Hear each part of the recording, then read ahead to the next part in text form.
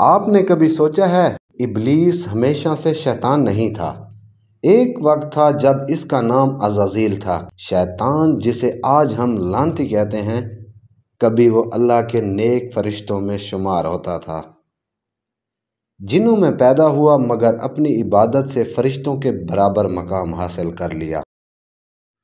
دن رات سجدوں میں رہتا، یہاں تک کہ اللہ تعالیٰ نے اسے عزت بخشی اور آسمانوں میں جگہ عطا فرمائی۔ روایات میں آتا ہے عزازیل نے ہزاروں سال تک ایسی عبادت کی کہ فرشتے بھی حیران رہ گئے۔ زمین، آسمان اور سمندروں میں کوئی ایسی جگہ تھی جہاں عزازیل نے سجدہ نہ کیا ہو۔ اس کی عبادت اتنی عظیم تھی کہ فرشتے بھی اس پر رشک کرتے تھے۔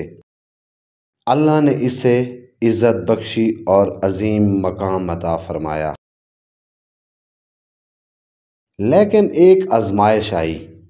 اللہ تعالیٰ نے فرمایا، میں ایک نئی مخلوق پیدا کرنے والا ہوں، اور جب حضرت آدم علیہ السلام کو پیدا کیا گیا، اللہ تعالیٰ نے حکم دیا، اے فرشتو، آدم کو سجدہ کرو۔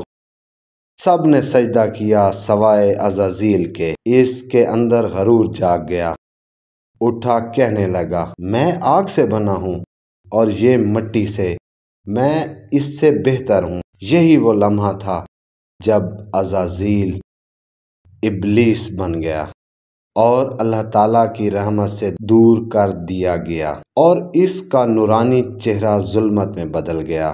یہ تھی ہماری آج کی ویڈیو دوستو۔ ملتے ہیں ایک نئی ویڈیو کے ساتھ، تب تک کے لیے اجازت دیجیے۔ اللہ حافظ۔